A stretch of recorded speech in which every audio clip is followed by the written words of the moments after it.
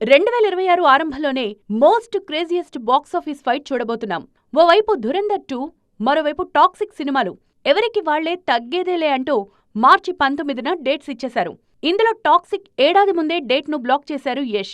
ఆ తర్వాత ఉన్నట్లుండి ధురంధర్ 2 కూడా అదే తేదీన వస్తున్నట్లు కన్ఫర్మ్ చేశారు. ఇక్కడే మొదలైంది అసలు ముసలం. నిజానికి ధురంధర్ పార్ట్ 1 విడుదలయ్యేంత వరకు కూడా ఈ సినిమాకింత కెపాసిటీ ఉందని ఆ దర్శక నిర్మాతలకు తెలియదు. కానీ ఊహించని రీతిలో ధురంధర్ 1400 కోట్లు వసూలు చేయడంతో పార్ట్ 2 పై అంచనాలలా అలా పెరిగిపోయాయి. ధురంధర్ 2 మార్చి 19న వస్తుందని తెలిసి చాలా సినిమాలు తప్పుకున్నాయి. కానీ టాక్సిక్ మాత్రం నో బ్యాక్ స్టెప్ అంటోంది.